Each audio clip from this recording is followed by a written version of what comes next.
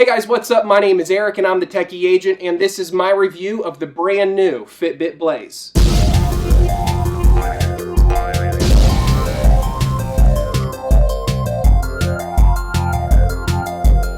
The Fitbit Blaze is Fitbit's first color touchscreen fitness tracker. It tracks all-day metrics like steps, calories, and distance. It also has what's called their Pure Pulse technology, which is a built-in optical heart rate monitor. It has the ability to track a variety of different sports profiles. You do get call, text, and email alerts delivered right to your wrist, and of course this does have sleep tracking capabilities as well. Now the overall design on this is very sharp. A lot have compared this actually to the same cosmetic design as the Apple Watch, and while that's true, this is first and foremost a fitness tracker, not a smartwatch. With that being said, Fitbit does offer some accessory bands that you can purchase separately to dress this up if you would like to use this in a more formal context. Out of the box, it comes standard with a plastic traditional style watch clasp and bands, and these are detachable via little pins that are on the corner of each of the bands,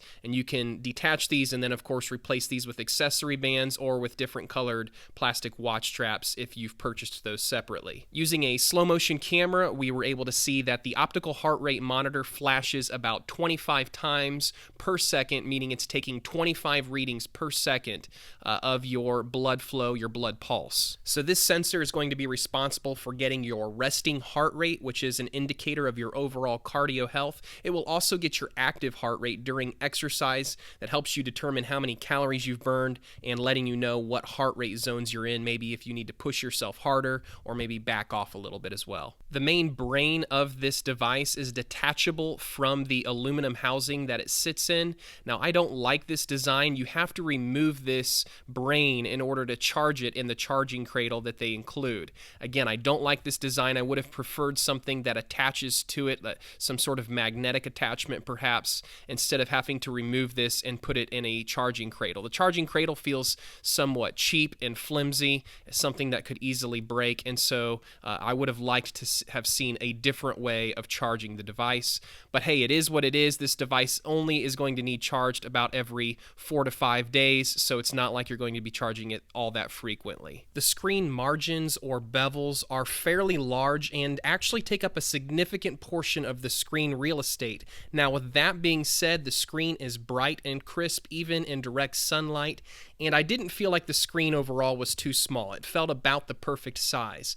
The device itself also lays very flat against the wrist. It's not too thick, it's not too thin. It is literally the perfect dimensioned device, and I really think that Fitbit put a lot of care and thought into sizing this correctly. But enough about the build quality and aesthetics. Let's actually talk about how this performs in real-world situations. Now, again, there are lots of different exercises that this can supposedly track. Running, biking, weights, treadmill, boot camp exercises, circuit training, high-intensity interval training, or CrossFit-styled exercises. Even some martial arts and kickboxing exercises. Noticeably missing is any water-related sports because this is only water-resistant, not completely waterproof. So I started off by taking this into the gym and just wanting to do some simple weightlifting exercise routines. And the thing that I really wanted to test was the optical heart rate monitor. A lot of these built-in optical heart rate sensors struggle, particularly with weightlifting styled exercises. And so a lot of the more recent optical heart rate monitors coming out from the likes of Microsoft, Polar, and Garmin have done a little bit better than previous generation products. And that was the case also with the Fitbit Blaze. This is the best optical heart rate monitor that we've seen yet from Fitbit. So similar to a lot of other competitors, it would struggle during the actual exercise, but it would very, very quickly get the heart rate in between the sets when I was resting. So during the actual exercise, it would tend to just hold whatever heart rate you had going into that set, and then between the sets, it would elevate to whatever your current heart rate was, and it would acquire it and be accurate. And there would be about maybe a 5 to 10 second lag between you stopping your exercise and then it acquiring your heart rate. And that's about on par with other top-notch optical heart rate monitors that are on the wrist at this time. So Fitbit does have a weightlifting weightlifting or a strength training profile that's built in, and it uses your heart rate monitor to help determine how many calories you've burned during that strength training or weightlifting period. And this is a different kind of calorie burn than if you were to do conventional cardio exercise. So you would want to use different sports profiles depending on whatever your exercise was. So it did a good job. You can see here it shows the calories burned and the heart rate.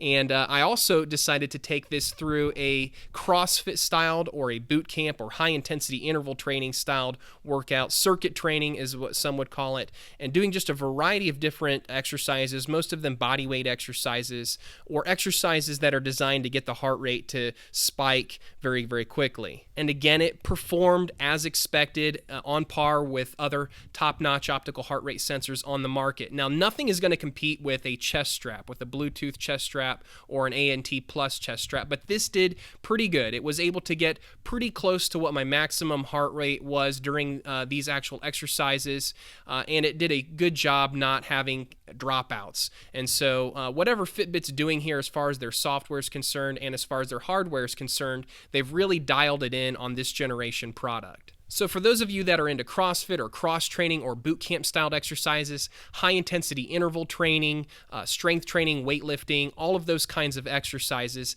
this will do a decent job tracking your heart rate and tracking your calories during those specific exercises. Now, I did also take this on a treadmill. It has a treadmill sports profile, and I wanted to see how it would do. So in theory, the built-in accelerometer is going to be able to determine distance on the treadmill, as well as your heart rate, because it'll be using the optical heart rate sensor while you're working out, and then that will in turn also help determine your total calories burned. Now, this did a really good job tracking my heart rate on the treadmill. So doing conventional cardio exercise, whether it's treadmill, running, cycling, any of those conventional cardio exercises aren't going to be quite the same as strength training, and this is really, really good at tracking heart rate for conventional cardio. Now, with that being said, it didn't do a good job tracking my distance on the treadmill. I went 3 miles, but it logged it as like 2.77. Now, even though the Fitbit Blaze does not have built-in GPS, which in my opinion is a big flaw,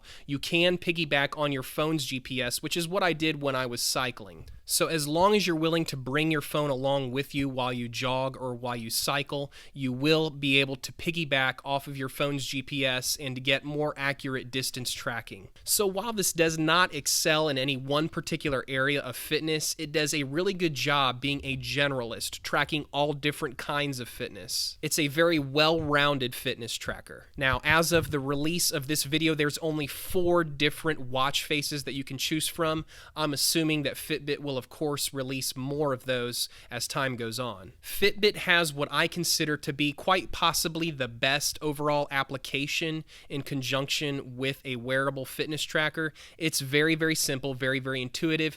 Everything you need to have access to is accessible on one main dashboard that you can scroll through all of the different metrics that it's keeping track of. And then if you want to dive into the details of any metric, you just select it and it will take you to additional menus where you can go through all of the different relevant data that pertains to that particular metric that it's tracking. And this also has food tracking on it, very similar to MyFitnessPal, and so this is a one-stop shop as far as fitness tracking is concerned. You can even buy a Fitbit scale, which will help you and integrate all of those measurements and metrics into one easy app. Now, this is by no means the perfect fitness tracker because the perfect fitness tracker does not exist. But for 90% of the people out there who are looking for a very capable fitness tracker, this is going to cover all of the bases for them. You can purchase this from my friends over at Clever Training, and the link is in the description below. If you use that link, it does go to help support this channel, so thank you in advance for that. Let me know in the comments below if this is something you're interested in purchasing or if you have your heart set on potentially another fitness tracker